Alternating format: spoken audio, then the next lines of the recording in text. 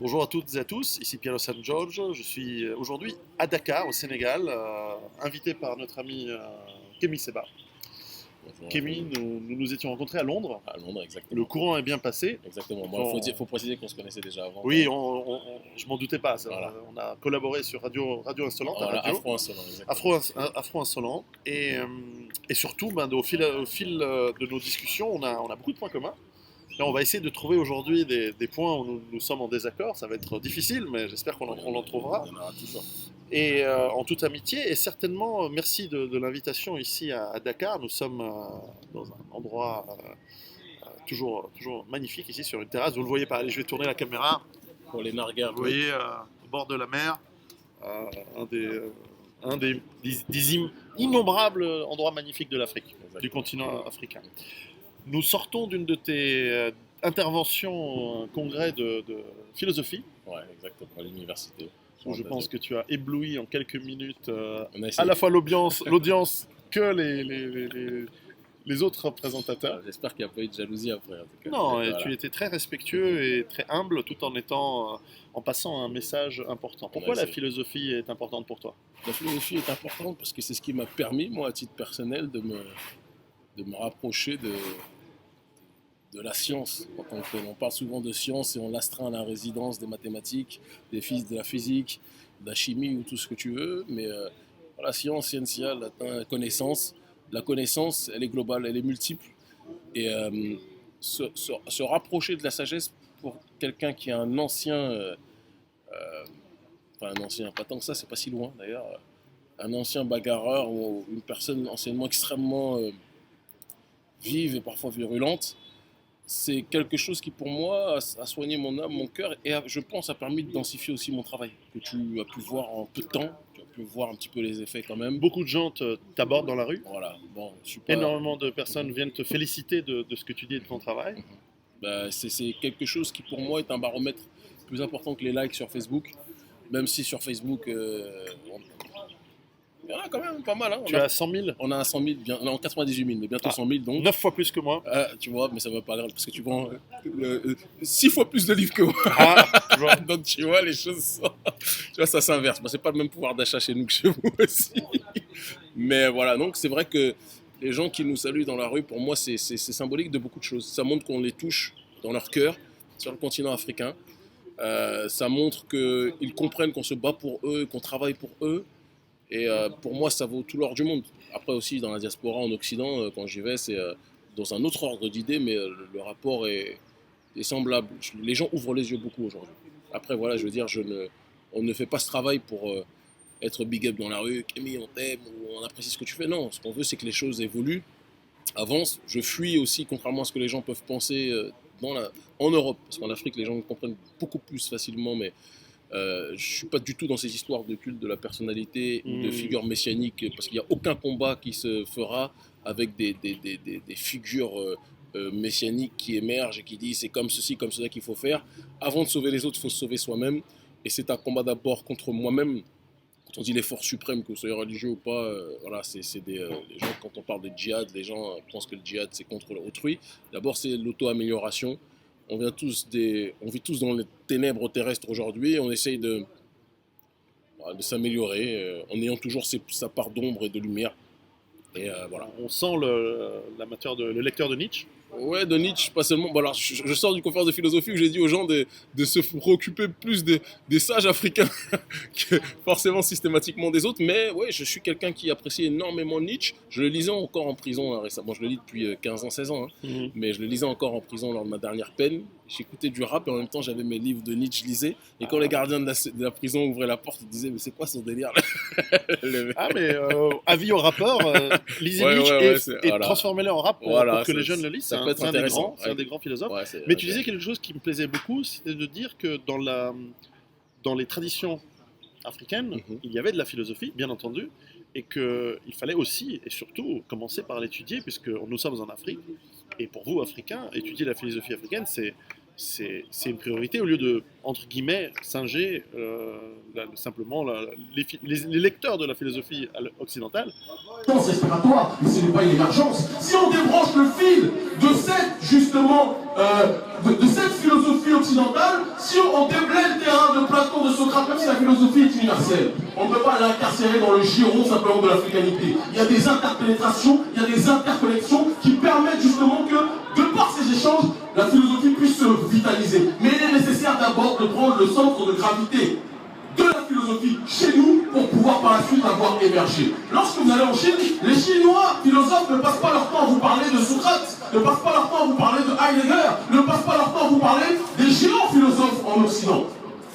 Cela ne veut pas dire que les Heidegger et compagnie ne sont pas brillants. C'est pas ce que j'ai dit. Tous ceux qui lisent un petit peu mes livres savent que je suis un grand sympathisant, un grand fan de Nietzsche, pour bon nombre de points. Mais je dis et je précise qu'il faut qu'il y ait un ordre de priorité lorsque l'on veut définir justement les concepts. Qu'est-ce que la philosophie peut faire pour le cadre de l'émergence au Sénégal, et je vais aller plus loin, pour le cadre de l'émergence de l'Afrique? Je dirais, et je poserai la question de fond qui est, d'abord, de quel type de philosophie parlons-nous? Hegel, justement, même si Hegel n'a pas dit que décidément si Hegel était un géant, il n'y a pas de problème. Mais lorsque l'on sait ce que Hegel disait de l'Afrique, dans sa globalité, et je vous encourage à vous renseigner pour ceux qui ne le savent pas encore, je suis désolé de vous dire que Hegel ne sera pas celui que je vais citer en premier lorsque je veux parler de ce qui peut être une émergence pour nous. Est-ce vrai ou est-ce faux?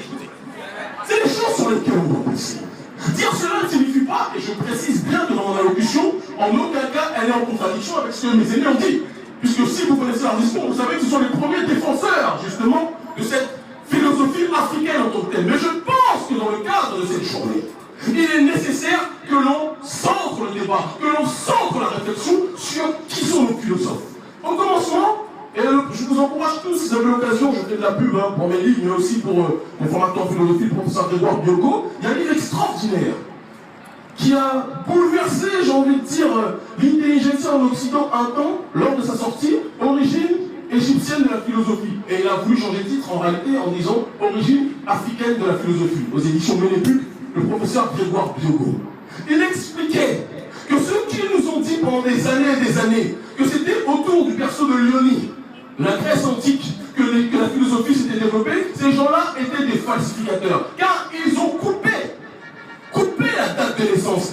La branche de l'évolution de cette philosophie, qui a connu des ramifications, la philosophie est universelle, elle s'est nourrie des différentes sciences, elle s'est nourrie des différentes connaissances, elle s'est nourrie des différentes sphères, mais on a coupé la partie qui était la partie mère, en l'occurrence la naissance dans le cadre de nos temples qu'il y avait en Afrique, dans le cadre de nos poids sacrés qu'il y avait en Afrique, dans le cadre des sphères où ce qu'on appelle les traditions aujourd'hui, ce qu'on appelait les prêtres auparavant, ou les gardiens de la science, les gardiens de la connaissance, les gardiens de l'ésotérisme, ces gens-là étaient nos premiers philosophes.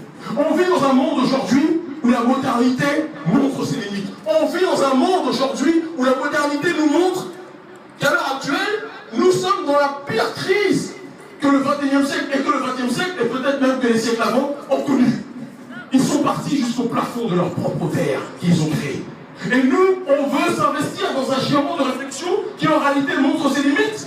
Je vous encourage à lire un livre, ou à lire un auteur, René Guénon, connu sous le nom de Abdelwahid Yahya, c'est un blanc aussi, mais qui avait compris, contrairement à bon nombre d'occidentaux, que le sauvetage de l'humanité viendrait des sociétés traditionnelles que nous sommes. Pendant que nous pensons que l'avenir, ou que la connaissance, ou que la compréhension du monde va dans le paradigme de ces gens-là, les savants de chez eux disent que c'est dans notre propre paradigme que l'on trouvera les clés de notre solution. Eux-mêmes viennent chercher, viennent écouter les gardiens du savoir, les anciens, les initiés chez nous.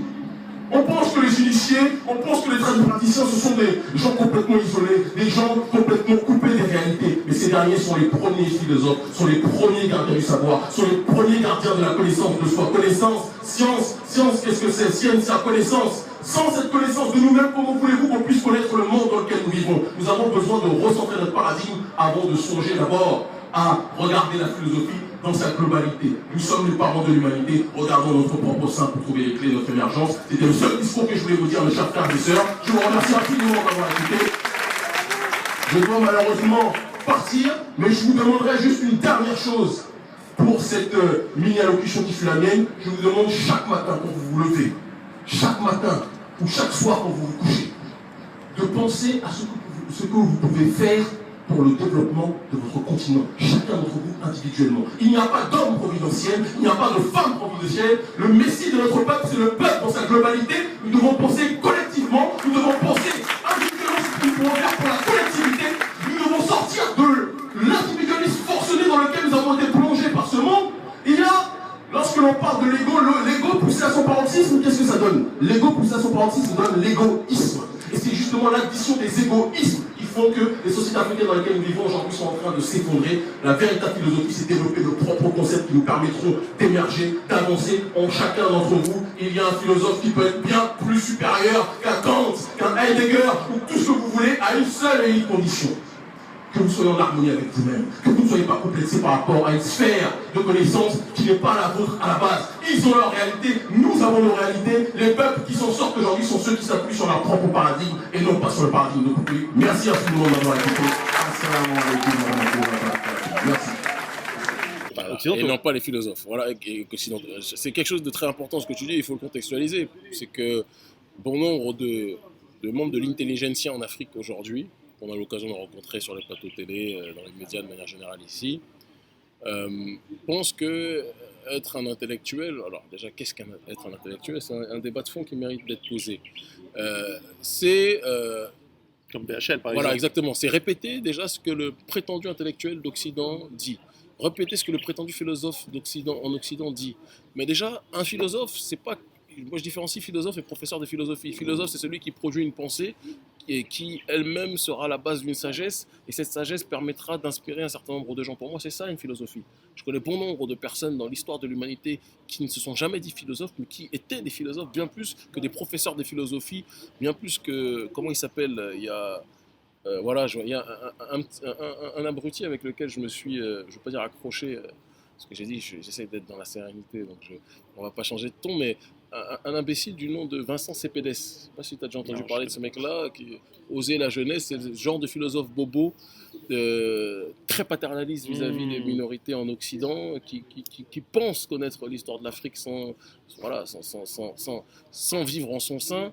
Et voilà, je me méfie de ces gens-là, de ces autoproclamés amis de la sagesse. Et il est important, quand je fréquente les aînés, c'est une grande source d'inspiration pour moi, d'écouter ce qu'ils ont à dire, parce que la vraie philosophie, c'est la sagesse. Et la sagesse, on la trouve dans nos sociétés aussi initiatiques, dans certaines confréries. Et voilà, on n'est rien, on est des atomes. Hein. On est des atomes dans l'univers. Des atomes qui sont vides en plus. Voilà, exactement. Et eux, c'est des atomes vides. Nous-mêmes, on n'est pas très remplis et on tend à se remplir progressivement. Donc, j'ai beaucoup de distance critique par rapport au statut de philosophe aujourd'hui. Mais je suis un amoureux de la philosophie au sens originel du terme. Ce qui ne veut pas dire que je repousse les Nietzsche ou je repousse les Heidegger, etc. en Europe. Mais je pense que si tu écoutes les Chinois, eux, ils ont leur sage. Ils n'appellent pas ça philosophie, ils n'ont pas besoin d'appeler philosophie. Ils ont leur sagesse, c'est de la philosophie. Tu vas au Moyen-Orient, tu vas aller au Liban, ou tu vas aller dans le monde arabe, ou tu vas aller en Iran, ils ont leur philosophie. Ils ne vont pas te parler de Socrate toutes les 5 secondes. Nous, on a nos sages. Qui a appris beaucoup en Égypte. Exactement. Mais nous, on a nos sages. Et en dehors de l'Égypte, parce que je ne veux pas non plus être dans une démarche de monomaniaque de centrer toute l'histoire de l'Afrique, parce que je pense que c'est aussi une erreur, et ça c'est peut-être une différence que j'ai avec le courant afrocentrique aujourd'hui, même si j'y ai appartenu il y a 10 ans de cela, c'est que la réalité africaine ne se résume pas à une période de l'histoire, à une période de l'Égypte, puisque l'Égypte n'a pas toujours été déjà noire, il faut le préciser. Et puis, il y a eu avant l'Égypte. Il y a eu, pour moi, avant l'Égypte, c'est ce que je dis, je le pense profondément. Après, chacun a sa perception et son regard de l'histoire. Moi, j'ai le mien et personne ne me fera changer dessus, sauf si je vois des éléments qui me permettent de rentrer dans un autre paradigme. Mais tout ça pour dire qu'il y a des sagesses qu'il est nécessaire d'apprendre, de comprendre, et éviter toujours de se tourner vers autrui, pensant que autrui est meilleur. On s'élève en partageant nos regards, mais on se rabaisse à partir du moment où on pense que le regard de l'autre est toujours meilleur. Voilà, moi c'est ma perception. Alors quand j'entends des gens qui, certains bobos prétendus résistants en Occident, qui vont dire lui, il dit que c'est un défenseur de l'Afrique, mais c'est un racialiste ou un ethnocentrique, ils n'ont rien compris. C'est juste qu'on essaye d'être dans un renversement de valeurs. On vit dans un monde aujourd'hui, un paradigme africain, où dans l'intelligentsia, les gens pensent que la sagesse vient toujours d'ailleurs. Et je voudrais leur faire comprendre que cet ailleurs, d'abord, c'est chez eux. Voilà, c'est ça cette connaissance. Je vais te dire un truc peut-être qui ne te fera pas plaisir, Dis-moi. mais je trouve que dans ton message, tu es à la fois très radical, mais en fait très modéré. Ça me fait très plaisir, parce que c'est la vérité. Parce que souvent, les médias occidentaux, quand ils parlent de toi, Voilà. parce qu'ils essayent aussi de Voilà, faire cette... voilà, exactement. Souvent, on te dit effectivement racialiste noir, enfin des trucs ahurissants parce que quand on te connaît, enfin moi je t'ai pas connu à l'époque de Tribuca évidemment, enfin on a tous, on change, on évolue, on s'affine. Même à l'époque de Tribuca, parce que ça aussi malheureusement c'était une époque où Internet existait beaucoup moins. Donc on avait forcément que les clichés de la presse qui viennent nous prendre en photo quand j'ai le discours comme ça, avec les cheveux décoiffés. Et c'est YouTube, les réseaux sociaux n'existaient pas. Tous ceux qui m'ont connu à l'époque de Tribuca savent que malgré mes discussions, mes déclarations provocatrices à bon nombre d'endroits, je veux dire que à cette époque-là, il m'arrivait déjà de discuter avec des non-noirs, d'échanger avec eux. J'avais parmi mes amis des gens qui étaient de toutes les ethnies, mais j'avais choisi une stratégie particulière. Après, il est certain que de toute façon, de manière factuelle, j'ai évolué entre la période de la Tribuca et aujourd'hui. Et je m'inquiète de ceux qui n'évoluent pas. Je m'inquiète. J'ai commencé à 19 ans, j'en ai 33. J'ai 3 enfants, même 4 en réalité, parce que j'ai un beau-fils qui est grand maintenant.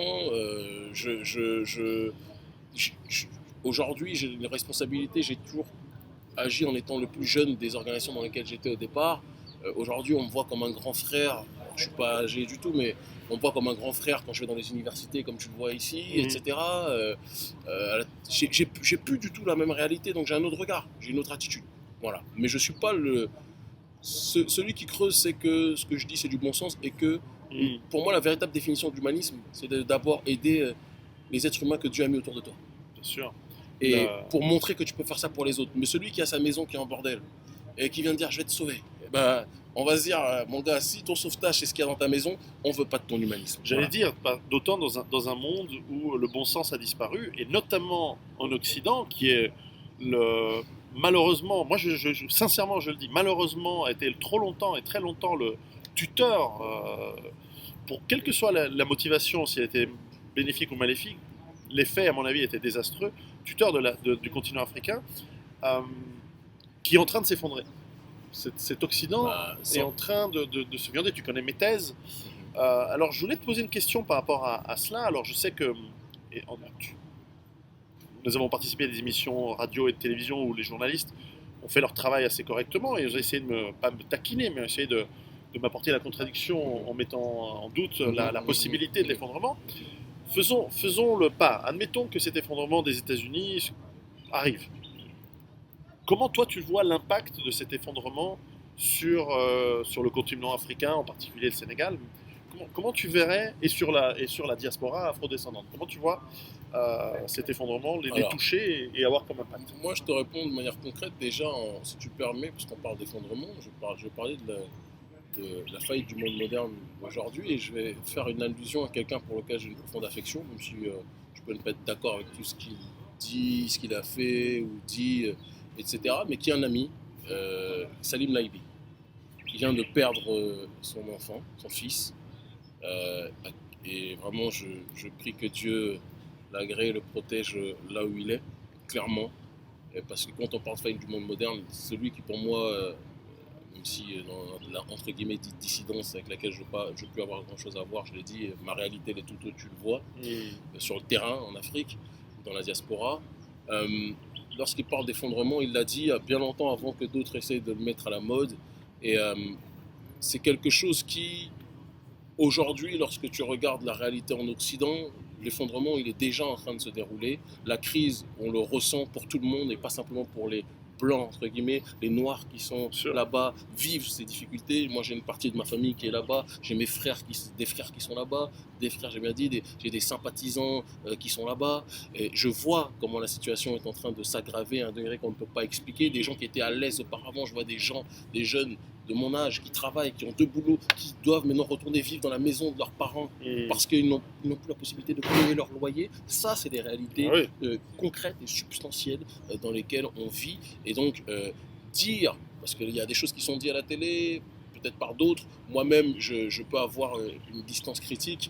Et mon but, c'est pas non plus d'être dans le fait de louanger toutes tes réflections, toutes tes thèses quand on a la télé, c'est pas le but, mais il est évident que l'effondrement économique, dans un premier temps, déjà touchera d'une façon ou d'une autre tout le monde. Maintenant, et il a déjà commencé. Voilà, il a déjà beaucoup commencé. De gens, il a déjà commencé. Les Grecs, les habitants autour des villes. Voilà, mais la seule nuance que j'ai, c'est que l'effondrement économique touchera. Il faut pas oublier que l'Afrique, on ne parle même pas d'effondrement économique, elle était déjà sous assistance respiratoire depuis très longtemps. Donc cette crise économique, et c'est ce que je dis quand on parle de cette tiers-mondisation, ce nouvel ordre mondial, il est nouveau pour vous. Il est ancien, pas depuis le commencement de l'histoire de l'humanité, mais il est ancien pour nous. Et parfois, il y a aussi, et je ne parle pas de ton cas, mais c'est quelque chose qui doit être précisé quand même, quand on dit la guerre mondiale, quand on dit le nouvel ordre mondial, il y a des concepts qui sont propres à l'Occident, et l'Occident pense qu'il est à lui seul le monde. Les choses sont plus complexes que ça. Notre réalité africaine fait que nous, notre objectif, par exemple, ne serait-ce que dans la sphère francophone, c'est de nous éloigner du franc CFA tôt ou tard. Quand l'euro va s'effondrer, vous allez gérer que ça comment ici? Mais ça va être un sacré bordel. Mais on en arrive. C'est que des gens comme Kadhafi ont compris depuis très longtemps. Ouais. C'est pour ça qu'on a essayé de le buter. C'est pas qu'on a essayé, qu'on l'a buté. Ils l'ont fait. On l'a buté, mais ils ont essayé plusieurs fois. Voilà, ils ont essayé plusieurs fois et il a été buté parce que, selon moi, c'est facile de parler a posteriori, mais je pense qu'il a fait des erreurs stratégiques à la fin très puissantes. Il a franchi la ligne rouge sur le dinar or. Oui, c'est pas le dinar. Pour moi, le dinar or est un acte héroïque qu'il a mis en place. Il a arrêté son programme nucléaire. Il a arrêté son erreur. C'était la plus grosse erreur. Donc, voilà. C'était pour moi la plus grosse erreur. Je ne parle pas non plus de son soutien à la campagne de Sarkozy et autres, etc. Ils sont des erreurs périphériques, mais qui font partie des erreurs et des éléments qu'on peut condamner. Donc, moi, ce que déjà, il ne faut pas leur donner de l'argent. Voilà, jamais. Jamais. Il ne faut pas te les rendre. Ils ne te les rendront pas, c'est comme ça depuis le début de l'histoire. Avec eux, c'est leur histoire. C'est leur histoire. Mais, pour répondre à ta question, tout dépend aussi du mode économique dans lequel on veut être aujourd'hui. Il y a de plus en plus, il ne faut pas, comment dirais-je, minorer ce fait. Il y a un élément en Afrique, c'est qu'il y a dans cette industrialisation, dans cette définition du pseudo-développement, ils pensent que c'est l'industrialisation et le recentrage sur les villes qui crée les bases d'une émergence. Ceux qui pensent ça, c'est une erreur. C'est une erreur, je suis d'accord. C'est-à-dire qu'ils vont vers un système qui est en train de tomber. Oui. Et c'est le retour à la terre, et je pense qu'on se rejoint, on se rejoint avec d'autres dessus, le retour à la terre, le fait de développer d'autres systèmes économiques. C'est des choses qui peuvent paraître complètement ahurissantes quand je parle avec certains frères des salons bobo parisiens qui sont dans le bling-bling absolu, qui pensent que c'est la seule solution. Le troc. Je dis ça, aujourd'hui, les gens disent « Qu'est-ce qu'ils me racontent ?»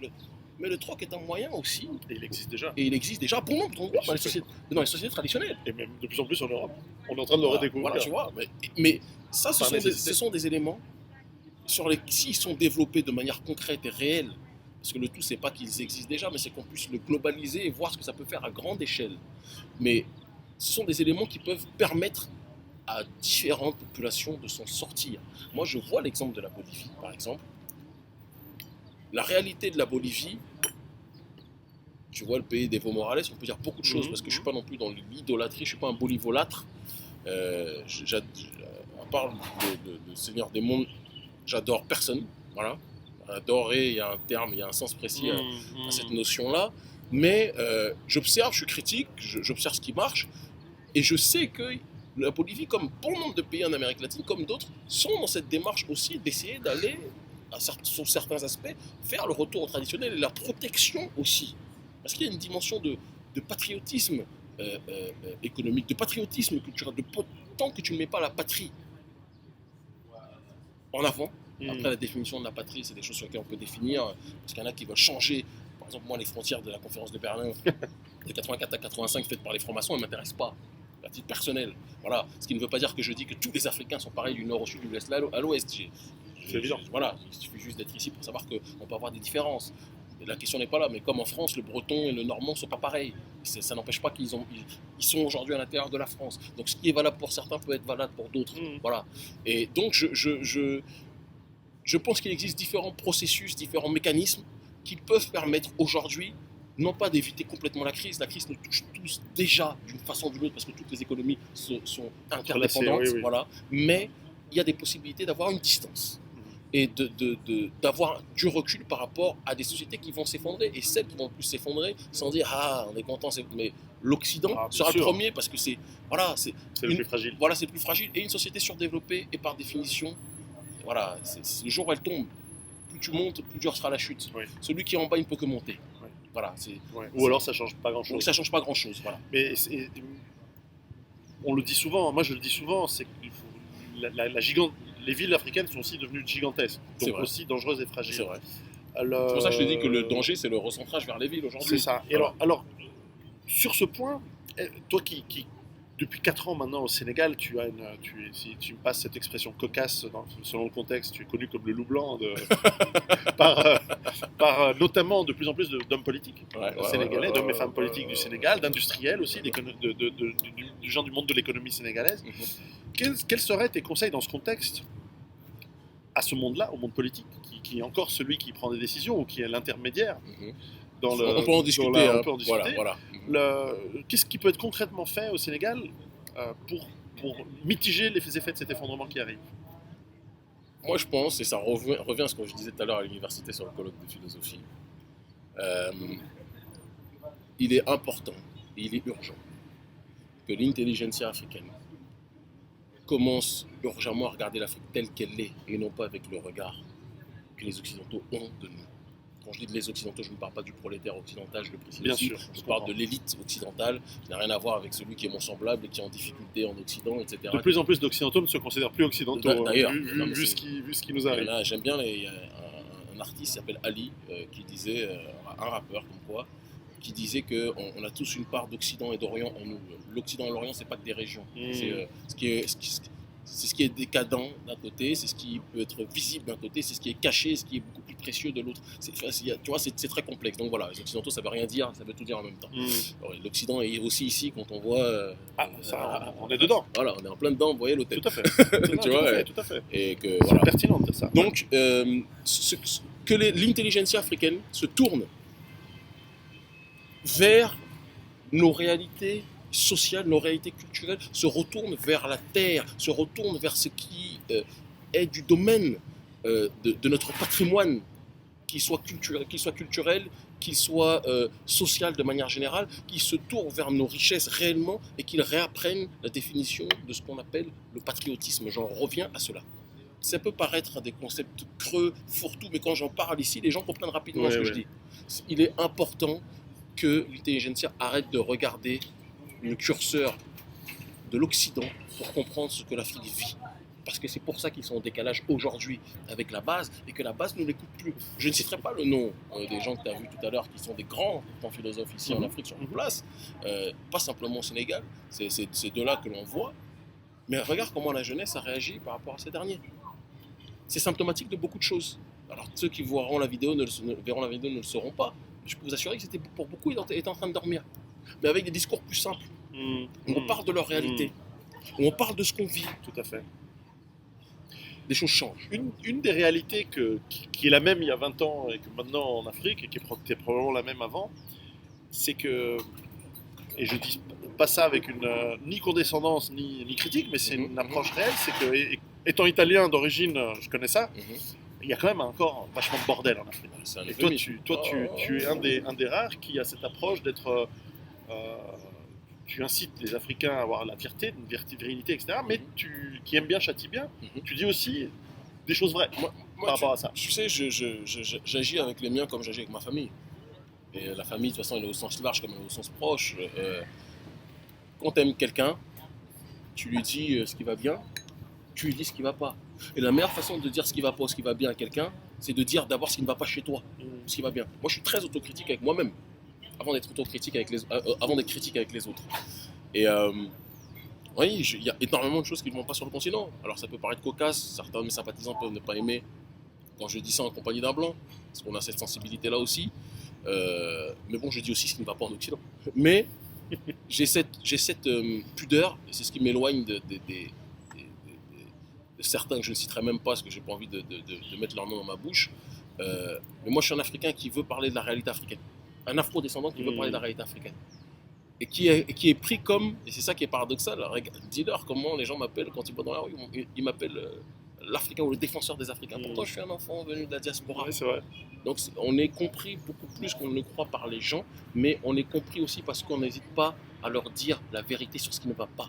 Et quand on aime quelqu'un, on lui dit ce qui va bien et ce qui ne va pas. Moi, j'ai toujours été comme ça. Que ce soit avec mon père, que ce soit avec ma mère, que ce soit avec le reste de ma famille, que ce soit avec l'être aimé de manière générale, je le dis clairement, quand ça ne va pas, je dis ça ne va pas. Ce qui est assez rare, parce que en Afrique en général, mais sans faire de généralité, disons, au sud de la Méditerranée, et même dans certains pays du nord de la Méditerranée, la force du respect vers l'aîné, vers la famille, vers certaines institutions, fait que l'on n'ose pas, ou que l'on se refuse, on s'auto-censure de dire les choses qui ne vont pas, et ça fait persister certains problèmes graves. Dans mon pays d'origine, Italie, on a des problématiques très lourdes aussi. Et ici, évidemment, quand on parle de bordel, j'allais nuancer ce que je voulais dire. C'est que ça peut être aussi ce qui vous sauve. C'est-à-dire que la démerde, le système D, c'est aussi une capacité de. Le système D, c'est ce qui crée le génie entrepreneurial dans la rue aujourd'hui, où des gens à 6h du matin se lèvent et te vendent des cacahuètes sur le bord de la rue. Et quand tu leur demandes leur métier, vendeur de cacahuètes, chef d'entreprise de cacahuètes, de vente de cacahuètes, et ce qu'ils font, c'est en effet de l'entrepreneuriat. Il y a une débrouillardise, on est un peuple de survivants. Moi, c'est ce que je dis vraiment. Ah ouais.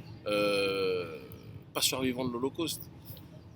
On n'a pas le. Oh, quoique. Ouais, ça a été pire ici. Ouais, là, c'est de très loin. Ça, y a même facteur 10. Voilà, facteur 10. Il n'y a même pas à il y a discuter. Eu au moins 30 millions de. Ouais, on ne discute pas les chiffres. Mais, mais ce que je veux dire, c'est qu'il y a quand même une capacité depuis. Après, je dis toujours qu'une civilisation est détruite par l'extérieur. C'est pas moi qui le dis, d'autres l'ont dit avant moi. Si elle est rongée déjà de l'intérieur, on a été rongé de l'intérieur pour bon nombre de raisons. Mais le fait d'être rongé, le fait d'être miné de l'intérieur a permis à bon nombre d'entre nous aussi de trouver des moyens de s'en sortir, de résister. C'est pas simple. Je te le dis, c'est pas simple. Quelqu'un qui vient de la diaspora, même si je le dis, et ceux qui connaissent mon vécu le savent, j'ai vécu, bien qu'issu je suis fils de médecin et de cadre infirmière, j'ai vécu pendant des années en banlieue quand je me suis éloigné du domicile familial. Et le bitume, quand je pars de la rue, je ne l'ai pas connu. Un jour, je vais au square, mais je rentre le soir. Il y a des moments où je dormais. Il y a une période où j'ai choisi de dormir dehors. Tu vois ce que je veux dire? Ça aussi, je le dis clairement, quand j'étais beaucoup plus jeune. Donc Comme Hitler. Ouais, mais c'est vrai, sincèrement. Et je veux pas, après, voilà, je discute pas sur Hitler, mais voilà, il faut placer le point Godwin à un moment, sinon donc voilà. Et donc, mais ça permet de connaître le monde sous différents angles. Et après aussi. Aux Allemands qui nous regardent. Voilà. Ouais. Et, mais dans les différentes problématiques que j'ai pu rencontrer, malgré toutes les difficultés que j'ai vues en Occident, j'ai toujours compris que c'était de l'opulence par rapport à ce qu'on peut vivre ici. D'accord? Sauf quand tu es de l'hyperclasse en Afrique, parce que l'hyperclasse en Afrique, la manière dont elle dépense, alors qu'on est dans des endroits où il y a certains endroits où il n'y a pas de route, tu les vois avec des 4x4 Cayenne, même avec des voitures parfois, 4x4 Cayenne, on les voit partout, mais que je ne vois pas en Europe. Ça fait cogiter aussi sur les causes de notre déclin. Les causes de notre déclin, c'est pas toujours l'autre. Surtout avec un pouvoir. On en discutait tout à l'heure, un pouvoir immensément plus grand ici que. Parce qu'il y a un rapport, le culte du chef aussi, le rapport au chef est différent en Afrique, ou dans les sociétés traditionnelles, que dans la société moderne. Donc celui qui a le pouvoir, qui atteint cette sphère où il a le pouvoir et qui te dit tue, les gens vont tuer. Il y a un rapport mystique à ça, tu vois. Et mais le problème, c'est que nos chefs aujourd'hui sont des gens, ils ont le bâton de chef, mais ils s'en servent mal. Ils sont des gens qui ont des mauvaises intentions pour beaucoup. C'est le vrai problème. Donc après, c'est pour ça que je dis qu'il est temps que, sans être dans un discours marxisant, parce que les choses sont plus complexes aussi que ça, et puis Marx, ses idées sont intéressantes, mais il n'a pas vécu comme ce qu'il prônait, quand on creuse un petit peu, il est temps que le peuple devienne le messie de sa propre destinée. Je le crois véritablement. Je ne crois plus depuis très longtemps à cette histoire d'homme providentiel, et quand les jeunes ici viennent nous dire « Ah, Kébi, ceci, cela », je suis touché. Mais je leur dis toujours, le messie d'abord de ta propre destinée, c'est toi-même. Au-delà du cadre religieux ou spirituel, où chacun peut aller après. C'est quelque chose, à quand un blanc qui nous dit la même chose à nous autres en Europe? Cela dit, on voit aujourd'hui ce phénomène que j'avais prévu et qui je n'étais pas le seul à le prévoir, mais qui augmente de plus en plus, c'est ces vagues de migration massive qui traversent la Méditerranée, et pas que la Méditerranée, aussi ici pour aller ça sort. Mais aux Canaries, et puis de l'autre côté de la Turquie vers l'Europe. On voit ces masses de gens du Moyen-Orient, mais beaucoup d'Africains, qui, au péril de leur vie, clairement, mais aussi au péril de rêves économiques, de rêves tout court, débarquent en Europe. Ça montre un certain échec. Échec dont les causes sont multiples. Mais ils sont en train d'aller vers un monde qui est en train de s'effondrer. Ils vont en subir aussi, Bien sûr, probablement bien sûr. plus que d'autres. Bah, ils les subissent plus que d'autres. conséquences. Ils vont Quand subir plus que quand ils d'autres. se noient dans la mer, je veux dire que ce qu'ils subissent, il est direct, il Ouais. est concret. Et c'est peut-être ceux qui souffriront le moins, parce que Mhm. quand on voit les réseaux de prostitution, c'est Ouais. immonde. Mhm. Quand on voit les réseaux d'esclavage, Il y avait une sœur qui s'appelle Amélie Kobela, je crois, qui avait écrit un article sur les réseaux de prostitution africains Ouais. en Europe. Ça fait mal, ça fait non, mal à non, la c'est tête. c'est Ça fait mal à la absolument immonde. Et qu'est-ce qu'on peut faire pour empêcher cela? Moi, je pense qu'il faut déjà, ça part de quelque chose de précis. On parle encore du sens des responsabilités des Africains eux-mêmes, de nous autres. Moi, je connais beaucoup de gens qui vivent des vies de galère en Occident et qui, lorsqu'ils viennent un mois au pays, durant l'année, ils viennent et ils jouent les Bruce Wayne. Ils dépensent, alors tous ceux qui me connaissent savent que j'aime beaucoup Bruce Wayne, mais qui viennent, qui dépensent des liasses astronomiques en francs CFA, qui se payent des prostituées, tout ce que tu veux. C'est pas la solution. Parce que tu vends un mirage aux gens, tu fais croire que le pouvoir il est là-bas, donc les gens veulent aller voir là-bas, et quand ils sont là-bas, ils se rendent compte que le là-bas là, c'est l'enfer qui est C'est d'ici-bas. l'enfer. C'est l'enfer pour eux. Voilà. De vivre des prolos occidentaux aussi. Donc il y a une responsabilité collective, une responsabilité de nos élites qui doivent arrêter de singer des réflexions à porter de l'autre, en pensant que l'autre est toujours meilleur. Parce que l'imaginaire, en réalité, si on veut même conceptualiser, l'imaginaire est le monde le plus concret. Dans la manière dont tu développes des idées, dont tu développes une vision du monde, si la vision du monde, tu dis que l'autre là-bas est meilleur, et tu répètes ça des générations et des générations, ben les gens, quel que soit leur état, quel que soit leur budget, feront tout pour aller là-bas. C'est humain. Et puis, il ne faut pas oublier une chose à tous ces nationalistes qui parlent de rémigration. Ils ont ce mot-là à la bouche aujourd'hui. Moi, j'ai toujours dit que j'étais pour le Back to Africa comme Marcus Garvey, mais je ne suis pas naïf. Je sais que la plupart même de mes partisans qui sont dans la diaspora aujourd'hui, et les autres qui sont sur le continent, mais ceux qui sont dans la diaspora, ne rentreront pas, sauf s'ils ont des opportunités pour rentrer. Et je vais être très clair. Avant qu'il y ait rémigration, il faut qu'il y ait rémigration aussi des richesses. On ne peut pas être dans une démarche avec l'aide des co-contractants oligarques africains qui passent des accords avec les oligarques occidentaux, et encore quand je dis occidentaux, apatrides qui vivent en Occident, pour être plus précis, et ceux qui doivent comprendre comprendront.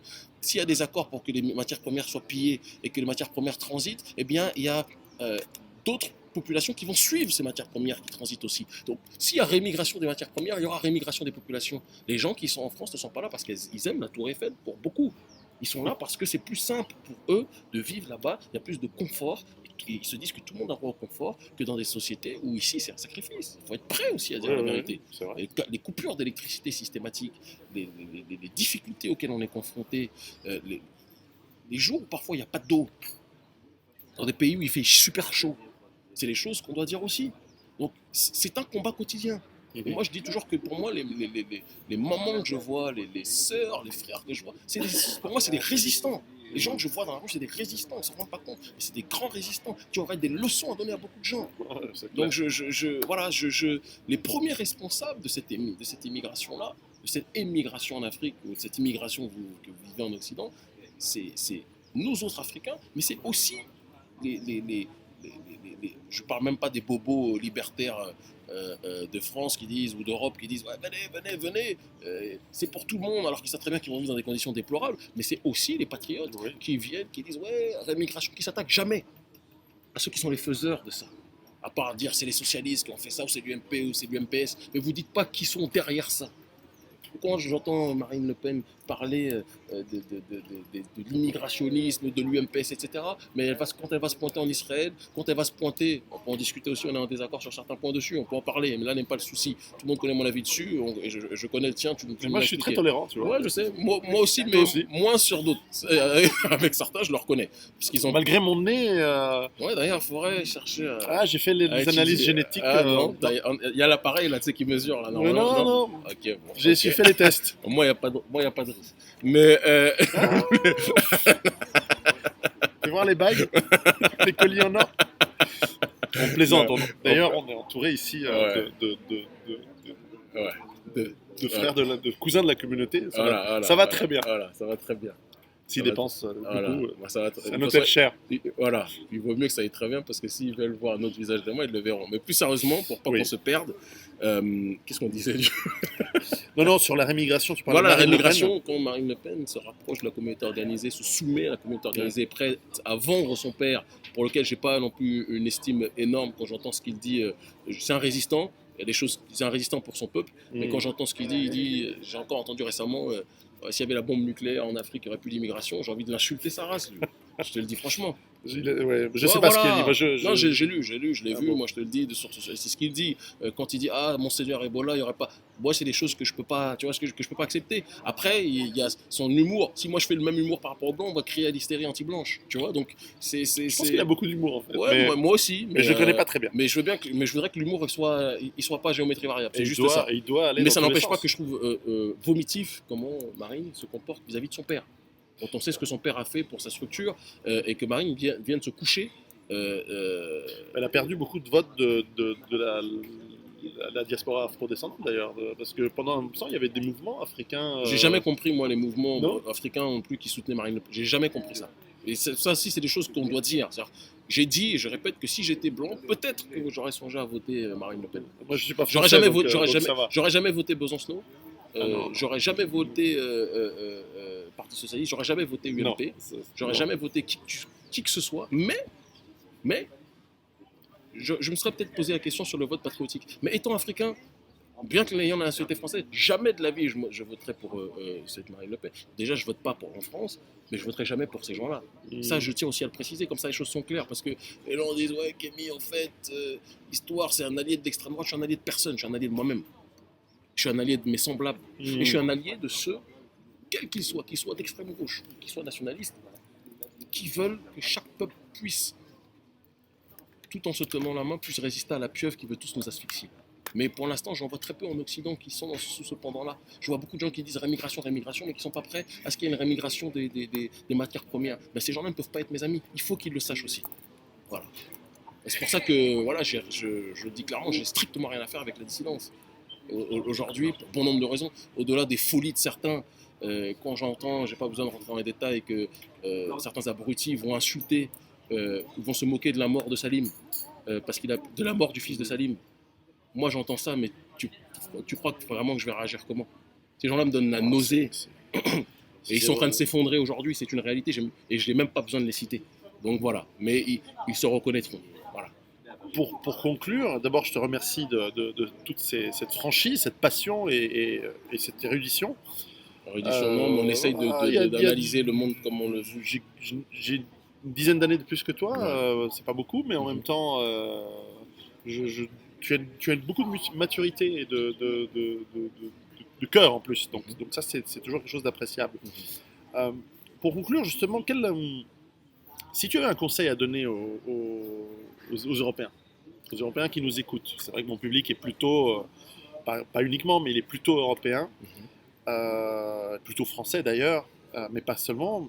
Quel conseil tu nous donnerais par rapport à leur comportement, par rapport à leur préparation, par rapport à les rapports qu'ils peuvent avoir avec la diaspora afrodescendante, avec l'Afrique, avec ce qui fait l'état du monde aujourd'hui? Quel pourrait être leur message? Je sais que tu t'adresses rarement aux Blancs et aux Européens, et si c'était l'occasion Quand ils de le viennent dans faire, les conférences, ils entendent le message comme tout le monde. Hein. bien sûr. Bon, à une époque, ils n'étaient pas autorisés à rentrer. Ah bon? Non, je suis. Écoute, je vais être très clair et synthétique là aussi dessus, parce que le temps passe et avion à prendre en plus, et toi-même, t'es fatigué après cette longue journée. Moi, j'ai du mal, Pierrot, je te le dis clairement, à me permettre de donner des conseils à d'autres populations que celles auxquelles j'appartiens. Je dis bien auxquelles j'appartiens, parce que j'appartiens à différentes populations. L'Afrique est multiple, le monde africain est multiple. La France, et les peuples européens, de manière générale, ils ont leur réalité. Pour moi, les peuples européens font partie de la famille humaine comme tout le monde. Ils n'ont pas besoin que je le dise pour qu'ils le sachent. Et je pense qu'il est nécessaire que chaque peuple ait en son sein des personnes qui puissent faire comprendre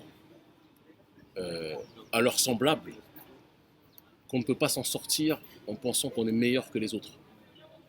Moi, par exemple, aujourd'hui, je combats, même si à une certaine époque, j'ai fait partie. On salue les Allemands encore une fois. Voilà, je combats, ouais, mais je combats ceux qui Non, pensent grave erreur de l'époque. qui pensent qu'ils sont meilleurs que les autres. Ouais. Parce que D'accord. quand tu penses que tu es meilleur que les autres, ben, il y a un moment, la nature ou Dieu, peu importe le nom que tu veux lui donner, te rappellera que tu n'es rien face au Créateur. On est tous porteurs de quelque chose. Et l'humanité, elle est belle de sa diversité. Absolument. Moi, je rêve, quand je voyage en Iran, je vois Ahmadinejad, j'ai les larmes aux yeux. Je vois la simplicité de cet homme. C'est quelqu'un qui se bat pour son peuple, mais qui n'a pas une vision qui est celle de se dire qu'il faut que son pays domine les autres. On peut discuter Ah longuement. ouais, non, c'est sûr. On peut discuter longuement après du schisme. Je crois que ça fait 2000 ans qu'ils n'ont pas fait de guerre. Voilà, je le dis, je répète, on peut discuter longuement du schisme. Je peux être d'accord sur certaines choses et ne pas être d'accord sur d'autres.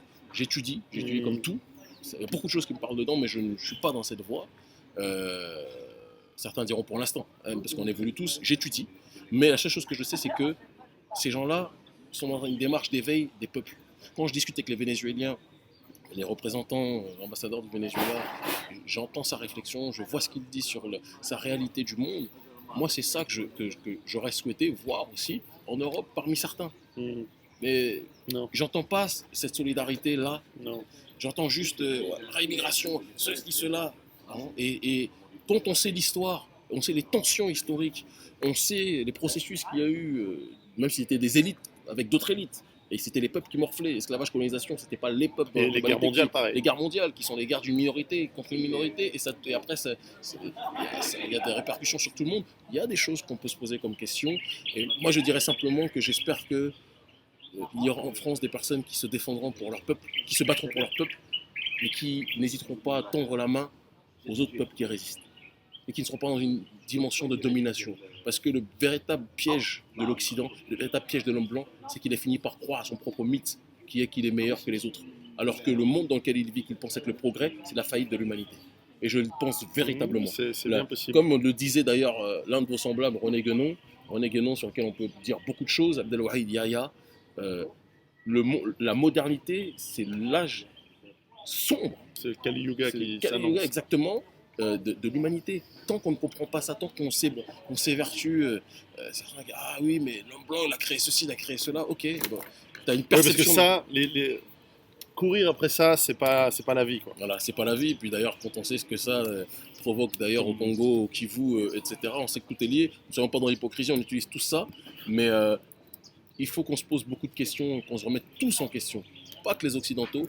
Moi, je ne suis pas dans les histoires de complexe de culpabilité. J'ai dépassé ce cadre de ouais, il est raciste, il n'est pas raciste. Tu m'aimes pas, je t'aimerai encore moins. Ça, les choses sont claires. Mais je pense qu'on veut tous défendre les siens d'abord. Et pas, si possible les autres.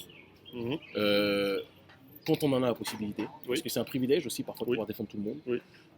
Mais le plus important, c'est qu'on puisse déjà contribuer à défendre ne serait-ce qu'un aspect de l'humanité. En défendant celui-ci, non pas contre les autres, mais pour lui-même. On donne des signes aux autres. Et moi, c'est ce que je veux. Je ne défends pas l'Afrique contre les autres. Je défends l'Afrique pour elle-même. En me disant que si nous autres qui sommes les derniers de l'humanité à l'heure actuelle sur bon nombre de points, sur terrain, pour en discuter, pas sur le terrain des valeurs intrinsèques, traditionnelles, parce que là, je dirais qu'on fait partie des premiers. Mais sur bon nombre d'aspects, le jour où on s'élève, c'est l'humanité qui s'élève. Parce que quand le sol s'élève, c'est le gratte-ciel qui s'élève aussi. Et je suis dans cette dimension-là et j'espère que, écoute, ton public, qui encore une fois est très différent du mien en effet, comprendra ce que je dis. J'ai remarqué, les rares fois où j'ai regardé, que parfois, parmi ton public, les gens ne comprenaient pas. Il y a toujours, ouais, mais lui c'est un racialiste, ouais, mais lui c'est un suprémaciste, etc. Bah écoutez les gars, croyez ce que vous voulez, mais pensez que l'Africain peut penser être suprémaciste aujourd'hui, quand on voit les conditions dans lesquelles on vit, ça serait Mamadou au pays des merveilles. Et c'est pas la dimension dans laquelle on est. Que qui que ce soit puisse penser être suprémaciste me dépasse. Voilà. En tout cas, en tant que blanc, en tant qu'Européen, que Suisse, et surtout en tant que Camille. Moi, je te remercie d'abord de ces propos. Je te remercie de l'hospitalité ici à Dakar et en Afrique. Et moi aussi, je te tends la main et je te souhaite beaucoup de symboles. réussite Et ça, dans c'est pas Benetton. Hein. non. C'est pas Benetton, Je te c'est souhaite beaucoup notre alliance. de succès dans tout ce que tu Merci. fais, dans les nombreuses initiatives. Il y en a Merci. plein, on a rencontré des gens qui ont des initiatives, j'en interviewerai peut-être d'autres dans d'autres vidéos autour de ce voyage. Il y a beaucoup de choses qui se font. Si parmi les gens qui nous écoutent et que vous voulez contribuer, je sais qu'il y a des gens qui donnent de l'argent, à mon avis, il y a mieux que l'argent à donner, mais enfin, s'il y a des gens qui aiment donner de l'argent dans des causes, allez voir ton site kemiseba.com. J'ai même pas mis la rubrique don, mais il faut que j'y songe parce qu'on a, on a aussi besoin de soutien. Au-delà du don, tu connais aussi des ONG, des vrais. Exactement, Des vrais organismes, des vraies associations qui font vraiment du boulot où l'argent ne part pas dans les 4x4 des cadres, mais vraiment dans le travail pour faire pour creuser des puits, pas pour faire des vaccins nécessairement. Il y a du travail à faire, donc kemiseba.com et vraiment je tends la main, comme je tends la main à tout le monde, y compris des gens qui sont peut-être pas en sainteté chez toi, mais c'est aussi partie comme lesquels comme en Israël, comme les Israéliens, où la diaspora juive à travers le monde. Moi, je dialogue avec tout le monde, mais en fait, je sais que tu es capable de dialoguer avec tout le monde, y compris avec eux, si nécessaire, si eux-mêmes faisaient le... Objectivement, ça dépend lesquels. Je reconnais que j'ai mes limites aussi, oui, mais ça, on a tous nos limites, c'est sûr. j'ai clairement mes limites, voilà, mais là où on se rejoint, c'est que parler avec tout le monde, ami comme ennemi, permet de comprendre l'autre. Comprendre ne veut pas dire l'aimer. Mais en même temps, je dis ça comme ça, c'est pas mon combat. Moi, c'est ni des gens que j'attaque, ni des gens que je défends. Donc, ils sont assez bons comme ça, en général, pour se défendre. En tout cas, ça m'a fait plaisir. Et puis, encore une fois, à très bientôt. Et peut-être notre prochaine initiative, c'est de faire une conférence ensemble. Mais c'est ce qu'on va faire, si on aura plus de temps. Il faut préciser que c'est resté si la Suisse, 2 jours. Enfin, arrête d'être débile et te laisse venir. Écoute, si tu gères ça, je sais pas si j'ai le bras assez long, mais on va essayer. On va voir. S'il est aussi long que ton nez, on a gagné. Ah, c'est pas mon nez ce qui est le plus long chez moi. Je ne me prononce pas sur ça. À très bientôt.